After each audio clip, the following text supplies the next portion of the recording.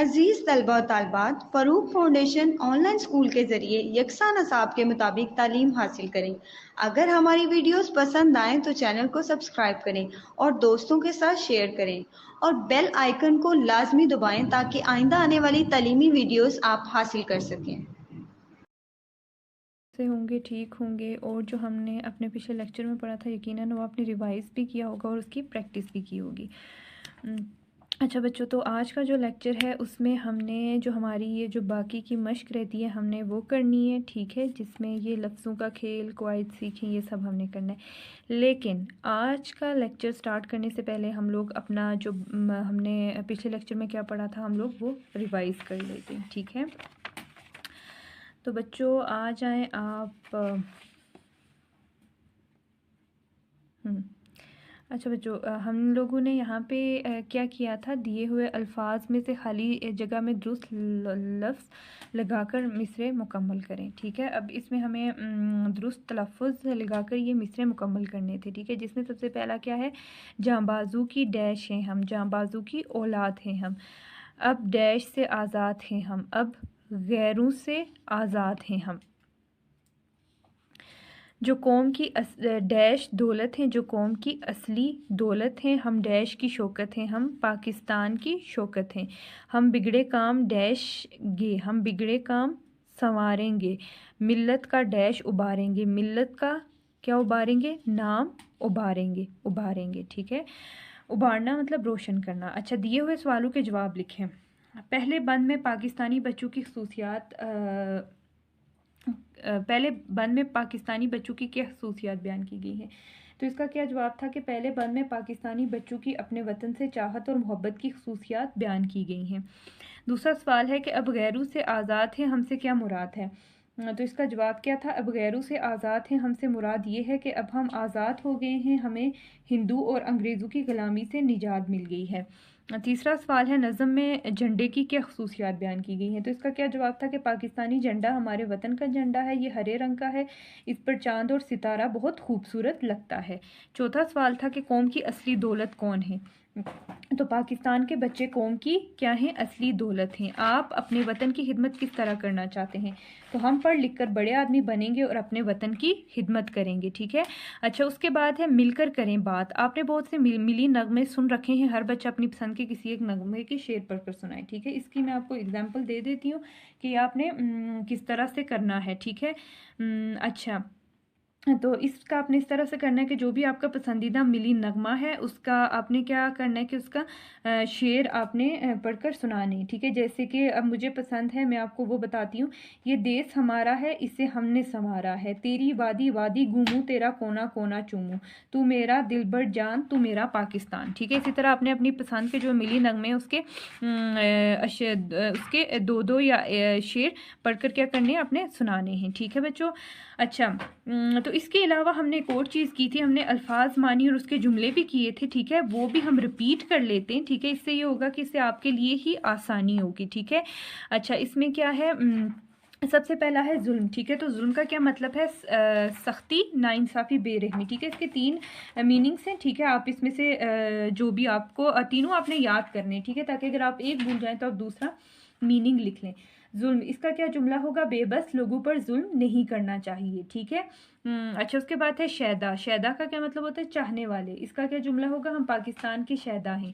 अच्छा, उसके बाद है चर्चा। चर्चा का क्या मतलब है, शोहरत, ठीक है। तो अली के खूबसूरत घोड़े का चर्चा सारे गांव में था। शौकत, शौकत का मतलब होता है रोब, दबदबा, शान। इसके भी तीन मीनिंग्स है, ठीक है। इसके दो जुमले हैं, एक हम पाकिस्तान की शौकत हैं और दूसरा हमसे पाकिस्तान की शौकत है। जांबाज, जांबाज का मतलब होता है दिलेर, जहाँ पर खेल जाने वाले।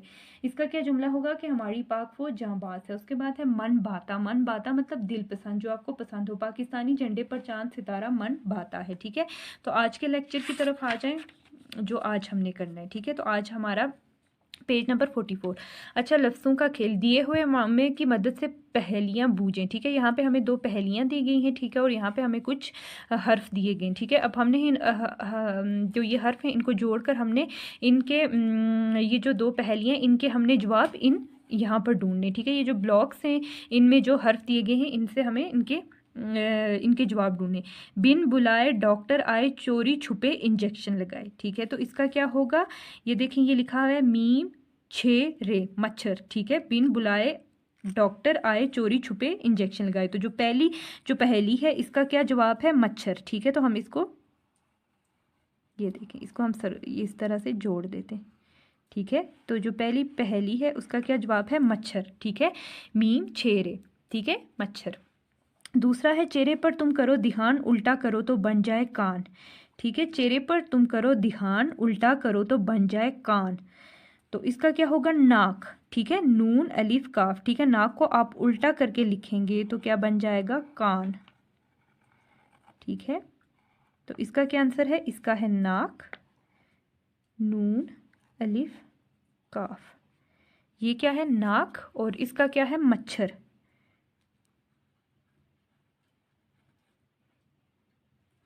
ये हो गया मच्छर। ठीक है, पहली का क्या जवाब था, मच्छर, और दूसरी का क्या था, नाक। ठीक है, नाक को आप जब उल्टा करेंगे तो क्या बनेगा, काफ अलिफ नून कान बनेगा। ठीक है, अच्छा, इसके बाद हमारे पास क्या है कि अलामत फ़ाइल ने और अलामत माफूल को में से दुरुस्त हर्फ लगाकर खाली जगह पुर करें।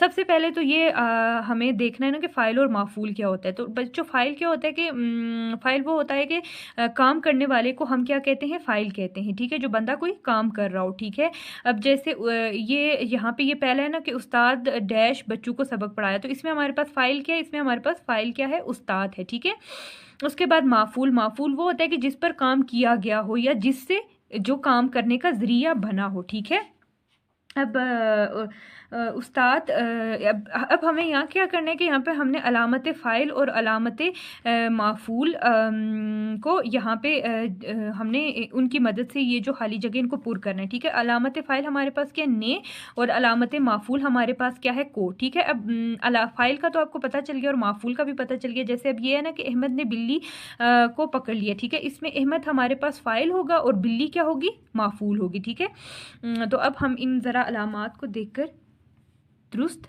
हर्फ लगाकर खाली जगह पुर करें। उस्ताद डैश बच्चों को पढ़ाया। उस्ताद को तो नहीं हो सकता ना कि उस्ताद को बच्चों को पढ़ाया, तो क्या होगा, उस्ताद ने बच्चों को पढ़ाया। अहमद ने बिल्ली डैश पकड़ लिया, तो इसमें क्या आएगा, अहमद ने बिल्ली को पकड़ लिया। उसके बाद है नन्हे हाथी डैश शेर को सलाम किया। नन्हे हाथी ने, यहाँ पे क्या आएगा, ने, मतलब अलामत फ़ाइल आएगी यहाँ पे। ठीक है, उसके बाद है पौधों डैश पानी दो, पौधों को पानी दो, तो यहाँ पे क्या आ रहा है, अलामत माफूल को। ठीक है, अम्मी डैश खीर बनाई। अम्मी ने, यहाँ पे क्या आएगा, अलामत फ़ाइल आएगी। ठीक है, तो फ़ाइल और माफूल का तो आपको समझ आ गई है। तो इसी तरह आपने इनको भी क्या करना है, इनको पहले आपने ये जो जुमले दिए गए हैं इनको अच्छे से पढ़ना है। ठीक है, उसके बाद आपने अलामत फ़ाइल और माफूल को लगाकर तो इन जुमलों को फिल करना है। ठीक है, जैसे क्या है, उस्ताद ने बच्चों को सबक पढ़ाया। अहमद ने बिल्ली को पकड़ लिया। नन्हे हाथी ने शेर को सलाम किया। पौधों को पानी दो। अम्मी ने खीर बनाई। ठीक है, तो अब पेज नंबर 45 पे आ जाएं।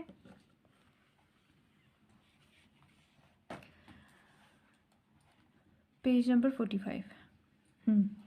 अच्छा बच्चों, तो अब पेज नंबर 45 पे हमारे पास क्या है कि सामने पौधे के फूलों में दिए हुए बेतरतीब हिंसों को तरतीब दें और इनके सामने हिंसों को लफ्ज़ों में भी लिखें। ठीक है, ये अब हमें यहाँ पे हिंसों में भी लिखना है गिनती को और लफ्ज़ों में भी लिखना है गिनती को। ठीक है, अब यहाँ पे हमें फूल दिया है, एक पौधा सा दिए। ठीक है, इस पर ये हमें लिखी है गिनती, यहाँ पे लिखी हुई है गिनती, जिसको हमने हिंसों में भी लिखना है और फिर क्या करना है, लफ्ज़ों में भी लिखना है।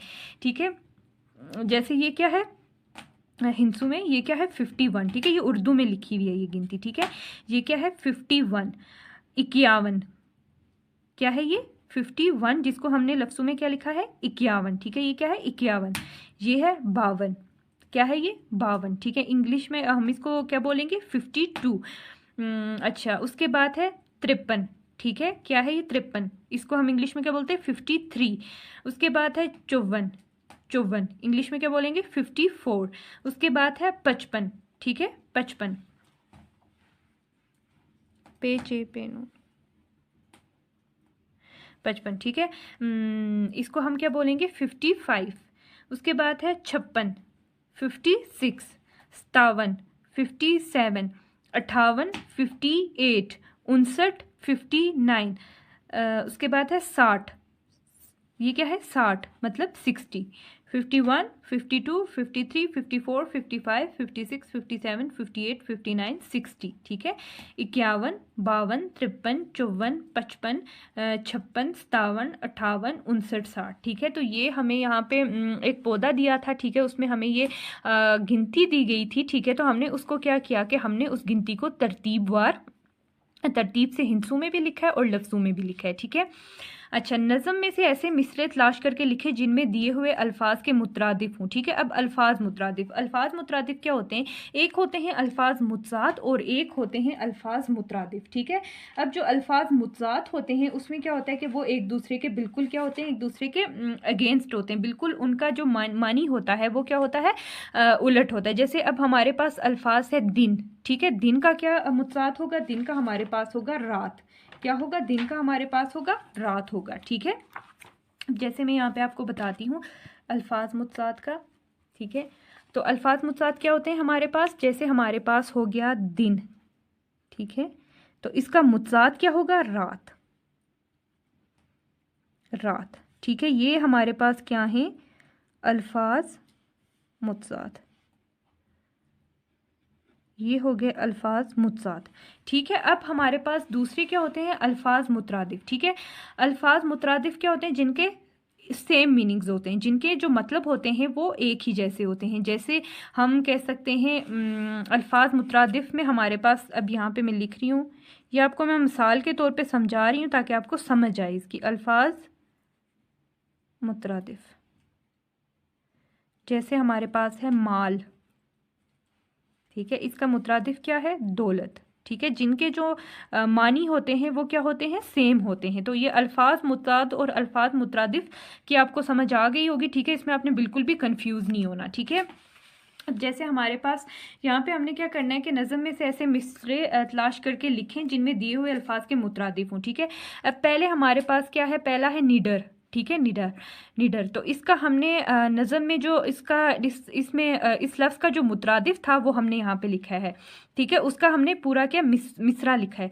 निडर का मुतरादिफ क्या होगा, बेखौफ। तो हमने यहाँ पे इन्होंने हमें क्या कहा है कि हमने वो मिसरे लिखने हैं जिसमें इन अल्फाज के मुतरादिफ हों, ठीक है। तो निडर का क्या है, बेखौफ हैं, पाक हैं, सच्चे हैं, ठीक है। तो निडर का मुतरादिफ क्या है, बेखौफ। तो इस मिसरे में निडर का मुतरादिफ क्या है, बेखौफ, ठीक है। बाग, बुलबुल है, चमन के शैदा हैं, ठीक है। तो बाग का मुतरादिफ क्या होगा, चमन, क्या होगा, चमन, ठीक है। तो इस मिसरे में बाग का मुतरादिफ है चमन। उसके बाद है माल, जो कौम की असली दौलत है, ठीक है। तो इसमें माल का मुतरादिफ क्या है, दौलत, क्या है, दौलत, ठीक है। मैं इसको अंडरलाइन भी कर लेती हूँ ताकि आपको क्या हो कि समझने में आसानी हो, ठीक है। उसके बाद ये, ठीक है, ये, अच्छा, उसके बाद है परचम, ये झंडा सब्ज हमारा है। तो परचम का मुतरादिफ क्या है, झंडा, ठीक है। तो इसमें हमने क्या करना था, इसमें हमने इसमें सिर्फ खाली मुतरादिफ नहीं लिखने थे बल्कि वो मिसरे लिखने थे नज़म में से ढूंढकर जिनके मुतरादिफ जिन मतलब इन अल्फाज के जो मुतरादिफ मिसरू में हूँ, ठीक है। अब जैसे पहला हमारे पास क्या है, निडर, निडर का क्या है, बेखौफ है, पाक है, सच्चे हैं। अब इस मिसरे में निडर का मुतरादिफ क्या है, बेखौफ। बाग, बुलबुल है, चमन के शैदा हैं, ठीक है। अब इस मिसरे में बाग का मुतरादिफ क्या है, चमन, ठीक है।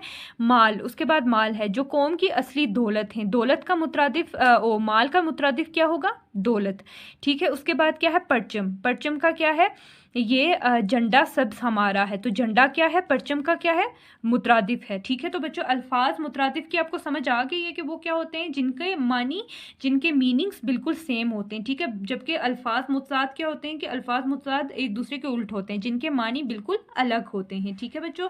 तो इसकी आपको यकीनन समझ आ गई होगी। अच्छा, उसके बाद ये है हमारे पास गिनती, ठीक है, ये आपने इसको भी याद करना है, इसकी भी प्रैक्टिस करनी है। ठीक है, जैसे हमारे पास क्या है, ये क्या है 51। ठीक है, ये उर्दू में हिंसू में गिनती लिखी है और ये उर्दू में लफ्ज़ों में लिखी है। ठीक है, 51 51, 52 52, 53 53, 54 54, 55 55, 56 56, 57 57 और 58 58, 59 59 और 60 60। ठीक है बच्चों, तो ये जो आज का लेक्चर है हमारा ये यहाँ पे एंड हो रहा है। इंशाल्लाह नेक्स्ट लेक्चर में जो हमारी बाकी की जो मश्क रहती है हमने वो करनी है, और आपने कोशिश करनी है कि आप इसके साथ साथ आप प्रैक्टिस करें, और जो मैं आपको पढ़ाती हूँ आप उस पर तवज्जो दें और गौर से सुने, ताकि आपको अच्छे से समझ आ जाए। तो आपने अपना ख्याल रखना और इसकी प्रैक्टिस करनी है। आज के लिए इतना ही है, अल्लाह हाफिज़। तो उम्मीद है कि आप सब खैरियत से होंगे, ठीक होंगे, और हमने जो अपने पिछले लेक्चर में जो भी पढ़ा था आपने यकीनन उसकी प्रैक्टिस की होगी और उसकी आपको अच्छे से समझ भी आ गई होगी। ठीक है, आज का जो लेक्चर है उसमें हम ये जो हमारी बाकी की जो मश्क वगैरह रहती है ये हम करेंगे, लेकिन आज का लेक्चर स्टार्ट करने से पहले हम लोगों ने अपने पिछले लेक्चर में क्या पढ़ा था उसको रिवाइज़ कर लेते हैं। ठीक है बच्चों, इससे क्या होगा कि इससे आपने जो पहले पढ़ा था वो आपको समझने में आसानी होगी। ठीक है, और उसमें आप बिल्कुल भी उसको आप भूलेंगे नहीं। ठीक है, तो आपने बोर नहीं होना, आपने मुझे गौर से सुनना है ताकि आप अच्छे से समझ सकें। ठीक है, ये इसका ये फ़ायदा होगा कि इससे आपको पेपर्स में भी आसानी होगी। ठीक है, अच्छा बच्चों, तो हम लोगों ने क्या किया था, लफ्ज़ों का खेल। ठीक है, दिए हुए मुअम्मे की मदद से पहेलियाँ बूझें। ठीक है, अब ये हमें यहाँ पे दो पहेलियाँ दी गई हैं। ठीक है, जिनका हमने जवाब तलाश किया था। ये जो ब्लॉक्स हैं इनमें जो अल्फाज थे। ठीक है, बिन बुलाए डॉक्टर आए, चोरी छुपे इंजेक्शन लगाए, तो इसका क्या जवाब था, मच्छर। चेहरे पर तुम करो ध्यान, उल्टा करो तो बन जाए कान, तो इसका क्या जवाब था, नाक। ठीक है, नाक को आप उल्टा करेंगे, नून अलिफ काफ नाक, इसको उल्टा किया तो काफ अलिफ नून कान बन गया। अच्छा, अलामत फ़ाइल ने और अलामत माफूल को में से दुरुस्त हर्फ लगाकर खाली जगह पुर करें। ठीक है, फ़ाइल और माफूल का यकीनन आपको पता है कि फ़ाइल क्या होता है और माफूल क्या होता है। ठीक है, फ़ाइल काम करने वाले को कहते हैं और माफूल जिस पर काम किया गया हो या जिसके ज़रिए से काम किया गया हो। ठीक है, अब यहाँ पे पहला है उस्ताद डैश बच्चों को सबक पढ़ाए, तो इसमें कौन सी अलामत आ रही है, इसमें अलामत फ़ाइल ने आ रही है। ठीक है, उस्ताद ने बच्चों को सबक पढ़ाया। अहमद ने बिल्ली डैश पकड़ लिया, अहमद ने बिल्ली को पकड़ लिया, इधर क्या आ रहा, अलामत माफूल आ रही है को। ठीक है, नन्हे हाथी डैश शेर को सलाम किया, नन्हे हाथी ने शेर को सलाम किया, इधर क्या आ रहा है, इधर अलामत फ़ाइल आ रही है। ठीक है, पौधों डैश पानी दो, ठीक है, पौधों को पानी दो, इधर क्या आ रही है, इधर अलामत माफूल को आ रही है। ठीक है, अम्मी ने खीर बनाई, ठीक है, ने, इधर अलामत फ़ाइल आ रही है। ठीक है, तो ये हो गया अलामत फ़ाइल और माफूल। अब नेक्स्ट पेज पे आ जाएं। अच्छा बच्चों, तो इसमें हमने क्या चीज़ की थी, इसमें हमने ये गिनती, यहाँ पे ये जो हमें पौधा दिया गया है, ठीक है, इस पौधे के ये जो फूल हैं इनमें से हमने गिनती को बिल्कुल तरतीबवार हिंसों में और लफ्ज़ों में लिखा था। जैसे ये क्या है, 51 52 53 54 55 56 57 58 59 60 51 52 53 54 55 56 57 58 59 60। ठीक है, अच्छा जनाब, ये हो गया। अब नेक्स्ट क्या था कि नज़म में से ऐसे मिसरे तलाश करके लिखे जिनमें दिए हुए अल्फाज के मुतरादिफ हों। तो अल्फाज मुतरादिफ का मैंने आपको बताया था, जिनके क्या होते हैं, जिनके मतलब बिल्कुल एक जैसे होते हैं। ठीक है, सेम मीनिंग्स होते हैं। जैसे निडर, निडर बेखौफ हैं, पाक हैं, सच्चे हैं, इसमें बेखौफ निडर का क्या है, मुतरादिफ है। बाग, बुलबुल हैं, चमन की शैदा हैं, इसमें बाग का मुतरादिफ क्या है, चमन। माल, जो कौम की असली दौलत है, इसमें माल का मुतरादिफ क्या है, दौलत। परचम, ठीक है, ये झंडा सब्ज हमारा है, झंडा परचम का मुतरादिफ क्या है, झंडा है। ठीक है, तो बच्चों नेक्स्ट पेज पे आ जाएं तो हम आज का अपना लेक्चर स्टार्ट करते हैं। अच्छा, अब इसमें हमें क्या करना है कि दी हुई इबारत दुरुस्त लफ्ज़ और रवानी से पढ़ें और आखिर में दिए हुए अल्फाज के मानी लुग़त से तलाश करके लिखें। लुग़त मतलब डिक्शनरी, जिसको हम इंग्लिश में क्या कहते हैं, डिक्शनरी कहते हैं, और उर्दू में हम क्या कहते हैं, उर्दू में हम लुग़त बोलते हैं। अलाम पेश गाइन तिल लुग़त। ठीक है, और इंग्लिश में हम डिक्शनरी बोलते हैं। अच्छा बच्चों, अब आपने ये गौर से सुनना है। पढ़ते हुए बाज़ ऐसे नए अल्फाज हमारे सामने आते हैं जिनके मानी हमें मालूम नहीं होते। ऐसे अल्फाज के मानी हमें लुग़्त में तलाश करते हैं। लुग़्त में अलिफ से ये तक तमाम अल्फाज अलिफ बाई तरतीब से दिए गए हैं, इसलिए हमें हुरूफ तहज्जी तरतीब से याद होने चाहिए। मिसाल के तौर पर हमने लफ्ज़ मुस्तहिक के मानी लुग़्त में तलाश करने हों तो सबसे पहले हम मीम के नीचे देखेंगे। लुग़्त में मीम से शुरू होने वाले अल्फाज को गौर से देखेंगे तो मालूम होता है कि इनमें पहले वो अल्फाज इकट्ठे किए गए हैं जिनमें मीम के बाद अलिफ आता है, जैसे माप, माट, माला वगैरह। इसका मतलब ये हुआ कि यहाँ ना सिर्फ मीम से शुरू होने वाले अल्फाज को एक साथ जमा किया गया है, बल्कि तरतीब में हर लफ्ज़ के साथ के दूसरे हर्फ का भी ख्याल रखा गया है। इसलिए मुस्तहिक के मानी ढूंढने के लिए हमें मीम के बाद इसका दूसरा हर्फ सीन भी देखना होगा। तो बच्चों इसकी समझ आ गई है। देखें ये सामने एक डिक्शनरी का पेज दिया गया है, ठीक है। एक डिक्शनरी, एक लुग़्त का एक पेज दिया गया है जिसमें ये मुस्तहिक का मीनिंग लिखा है, ठीक है। मुस्तहिक का मतलब क्या है? काबिल, लाइक, हक रखने वाला, हकदार, ठीक है। ये मुस्तहिक का मतलब है। तो इन्होंने हमें जैसे बताया कि अगर हमें कोई भी लफ्ज़ है, ठीक है, वो हमारे लिए नया है तो हमें अगर उसका मीनिंग देखना है तो हम सबसे पहले उर्दू की जो लुग़्त है, डिक्शनरी, हम उसको ओपन करेंगे। उसमें हम सबसे पहले मीम वाला देखेंगे, ठीक है, जहाँ से मीम किससे अल्फाज स्टार्ट हो रहे हैं। अब मुस्तहिक में मीम के बाद क्या आ रहा है? सीन आ रहा है। तो हम क्या देखेंगे कि जिन अल्फाज में मीम के बाद सीन आता है हम वो वाले अल्फाज तलाश करेंगे, ठीक है। और फिर हमारा जो अल्फाज है जिसका हमें मतलब देखना है, हमने वो उसका मीनिंग देखना है, ठीक है। तो इसके लिए हमें हरूफ तहज्जी अलिफ से लेके ये तक बिल्कुल तरतीबवार याद भी होनी चाहिए, ठीक है। अब यहाँ पे हमें कुछ अल्फाज दिए गए हैं, ठीक है, जैसे अजनबी, एहतराम, आप, बंजर, तलही, जब्र, ज़िक्र, रोब, गूंज, निदामत। अब इनके अल्फाज भी हमने लुग़्त में देखने हैं। तो लुग़्त में हम किस तरह देखेंगे? जैसे पहला लफ्ज़ है अजनबी, ठीक है। अजनबी के लिए हमें क्या करना है कि अजनबी के लिए हमें डिक्शनरी को ओपन करना है, ठीक है। वहाँ पे जो अलिफ से अल्फाज शुरू हो रहे हैं हम उनको देखेंगे, ठीक है। अब अलिफ से तो ढेर सारे अल्फाज बनते हैं, लेकिन अलिफ देखें, अजनबी में अलिफ के बाद क्या आ रहा है? जीम आ रहा है ना, तो हम वो अल्फाज देखेंगे जिनमें अलिफ के बाद जीम आता है, ठीक है। तो उसी में हम इनके क्या करेंगे, इसी तरह हमने ये बाकी सारे अल्फाज भी बिल्कुल वैसे ही देखने हैं। अब जैसे अलिफ के उसके बाद है अजनबी। अजनबी का क्या मतलब होता है? गैर, ठीक है। अजनबी का क्या मतलब होगा? गैर। अच्छा, उसके बाद इख्तराम, ठीक है। अलिफ के बाद क्या आता है? हे आता है। इख्तराम में अलिफ के बाद हे आता है तो हम वो अल्फाज देखेंगे जिनमें अलिफ के बाद हे आ रहा है, ठीक है। आब। अब हमने अलिफ मद वाले अल्फाज ढूंढने जिसमें अलिफ मद के बाद बे आता है, ठीक है। उसके बाद बंजर, तलही, जब्र, ज़िक्र, रोब, गूंज, निदामत, ठीक है बच्चों। इस तरह से करके हमने इनके मीनिंग्स देखने और आपने ये डिक्शनरी में ख़ुद से इसके मीनिंग्स, इन अल्फाज के मीनिंग्स आपने क्या करना है कि इन अल्फाज के मीनिंग्स आपने ख़ुद से डिक्शनरी में से ढूंढ कर आपने लिखने हैं, ठीक है।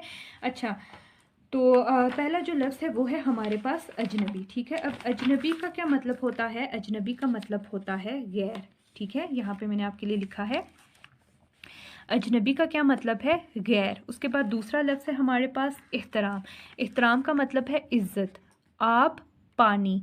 बंजर, पथरीली वो ज़मीन जिस पर कुछ भी ना उगे, ठीक है। तलही, कड़वाहट। जब्र, ज़बरदस्ती। ज़िक्र, तज़किरा करना। रोब, दबदबा। गूंज, वो आवाज़ जो देर तक सुनाई देती है, ठीक है। निदामत, शर्मिंदगी, ठीक है। अच्छा, ये अल्फाज मानी मैंने आपके लिए लिख के लाए। अब लुग़त में क्या होता है, जो डिक्शनरी होती है जिसको हम इंग्लिश में डिक्शनरी बोलते हैं, उसमें एक अल्फाज के कई मीनिंग्स होते हैं, ठीक है। ये मैंने आपके लिए लिख के लाए, लेकिन आपने ये करना है कि आपने इनके बाकी और भी एक दो मीनिंग्स, दो मतलब लिखने हैं, ठीक है। अजनबी का क्या था? अजनबी गैर, एहतराम इज़्ज़त, आब पानी, ठीक है। बंजर पथरीली वो ज़मीन जिस पर कुछ भी ना उगे। तलही कड़वाहट। जबर का क्या मतलब होता है? ज़बरदस्ती। ज़िक्र तज़किरा करना। रोब दबदबा शान शौकत, ठीक है। उसके बाद है गूंज। गूंज का क्या मतलब है? वो आवाज़ जो देर तक सुनाई देती है। निदामत शर्मिंदगी, ठीक है। ये अब यहाँ पे इधर ये जो पैराग्राफ है इसमें हमें ये भी बताया गया है कि हमने इन मीनिंग्स को लुगत में किस तरह से तलाश करना है। तो आपने क्या करना है कि डिक्शनरी को ओपन करना है और फिर यहाँ पे ये जो दिया है इसको पढ़ना है और फिर उसके बाद इन अल्फाज के मानी तलाश करने हैं। अच्छा, अब नेक्स्ट पेज पे आ जाए आप लोग। अच्छा, अब आगे हमारे पास क्या है, कुछ नया लिखें। दिए हुए इशारों की मदद से अपने प्यारे वतन पाकिस्तान के बारे में 2 पैराग्राफ लिखें। ठीक है, ये हमें यहाँ पे कुछ अल्फाज दिए गए हैं और इनकी मदद से हमने पाकिस्तान के बारे में लिखना है। कौमी और इलाकाई ज़बानें, 4 सूबे, कराची, लाहौर, कोयटा, पेशावर, मुजफ्फराबाद, गिलगित, मशहूर खाने, इस्लामाबाद और मकामी लिबास। ठीक है, अब इसमें हमें क्या करना है कि ये जो अल्फाज दिए गए हैं इनकी मदद से हमने पाकिस्तान के बारे में क्या करना है, अपने मुल्क, जो हमारा मुल्क है पाकिस्तान, उसके बारे में हमने 2 पैराग्राफ्स लिखने हैं। ठीक है, जैसे मैं आपको इसकी एग्जांपल दे देती हूँ और आपने कोशिश करनी है कि आप खुद से 2 पैराग्राफ्स लिखें। ठीक है, अब जैसे ये यहाँ पे ये आप देख रहे हैं, मेरे प्यारे वतन का नाम पाकिस्तान है। ये 14 अगस्त 1947, ठीक है, ये 14 अगस्त 1947 को आज़ाद हुआ। इसके 4 सूबे हैं, पंजाब, सिंध, बलूचिस्तान और खैबर पख्तूनख्वा। पाकिस्तान की कौमी ज़बान उर्दू है। पंजाब में पंजाबी बोली जाती है। पंजाब का मुकामी लिबास धोती कुर्ता है। लड़कियां शलवार कमीज़ और दुपट्टा लेती हैं। पंजाब का बड़ा शहर लाहौर है। पंजाब के मशहूर खाने खीर, रबड़ी, सरसों का साग, मकई की रोटी, चिकन कढ़ाई और लस्सी वगैरह हैं। सिंध में सिंधी बोली जाती है। कराची इसका मरकज़ी शहर है। इसमें समुंदर भी है। सिंधी खानों में सिंधी बिरयानी, बघारे, बैगन और खट्टे आलू शामिल हैं। ठीक है, इस तरह से आपने लिखना है। अच्छा, अब नेक्स्ट क्या है। अच्छा, सिंध में मर्द, एक सेकेंड, सिंध में क्या है, सिंध में, हाँ, सिंध में मर्द कुर्ता शलवार पहनते, सिंधी टोपी और कंधे पर अजरक डालते हैं। कंधे पर अजरक डालते हैं। सिंधी लड़कियां कढ़ाई वाली कमीज़ पहनती है। बलूचिस्तान में कबाब और सजी शौक से खाई जाती है। लड़कियां खूब घेर वाली कढ़ाई की कमीज़ और शलवार पहनती है। मर्द शलवार कमीज़ और वास्किट पहनते हैं और सर पर पगड़ी बांधते हैं। कोयटा इसका सदर मुकाम है। खैबर पख्तूनख्वा में औरतें कढ़ाई वाले फ्रॉक पहनती हैं। मर्द शलवार कमीज़ और टोपी पहनती है। इसका अहम मुकाम पेशावर है। यहाँ के अहम खाने मकई की रोटी और मटन पुलाव वगैरह हैं। पाकिस्तान का दारुल हुकूमत इस्लामाबाद है। यहाँ की फैसल मस्जिद बहुत मशहूर है। पाकिस्तान में गिलगित सैर और सियाहत के लिए मशहूर है। ठीक है बच्चों, तो इसी तरह से वो जो अल्फाज दिए गए हैं आपने इसी तरह से 2 पैराग्राफ्स में उसके बारे में लिखना है। ठीक है, उन अल्फाज की मदद से आपने पाकिस्तान के बारे में लिखना है। ठीक है, अच्छा, अब अगला सवाल क्या है, दी हुई फहरिस्त पढ़ें और सवालों के ज़बानी जवाब दें। ठीक है, अब यहाँ पे हमें दिया गया है परचून नरखनामा फ़ी किलोग्राम सब्ज़ी के, मतलब यहाँ पे सब्ज़ी के नाम लिखे और फिर उनके क्या लिखा गया है, रेट्स वगैरह लिखे गए हैं। ठीक है, कि उनकी क्या कीमत है। अब सबसे पहली क्या है, आलू। आलू की क्या कीमत है, 77 किलो। ठीक है, फ़ी किलो, फ़ी किलो कीमत है आलू की। 1 किलो आलू की क्या कीमत है, 77 रुपीज़। प्याज, 1 किलो प्याज की कीमत है 65। 1 किलो टमाटर की कीमत है 150। 1 किलो लहसुन की कीमत है 263 रुपीज़। 1 किलो करेले की क्या कीमत है 52। एक किलो पालक की क्या कीमत है 30 रुपीज़। और 1 किलो लीमू की क्या कीमत है 72 रुपीज़। ठीक है, अच्छा, तो ये हो गई जी सब्ज़ी और ये उनकी कीमत भी लिखी गई है। इसको आप गौर से देख लें। अब यहाँ पे हमसे कुछ सवाल पूछे गए हैं और हमने क्या करना है, उनका जवाब देना है। ठीक है, सबसे ज़्यादा कीमत किस चीज़ की है, तो सबसे ज़्यादा कीमत किसकी है, लहसुन की। ठीक है, तो हमने क्या लिखना है इसका जवाब, कि सबसे ज़्यादा किसकी कीमत है, सबसे ज़्यादा लहसुन की कीमत है। ठीक है, सबसे ज़्यादा लहसुन की कीमत है। सबसे सस्ती चीज़ कौन सी है, तो सबसे सस्ती चीज़ कौन सी है, पालक। तो हम इसका क्या जवाब लिखेंगे कि सबसे सस्ती पालक है। क्या लिखेंगे कि सबसे सस्ती पालक है।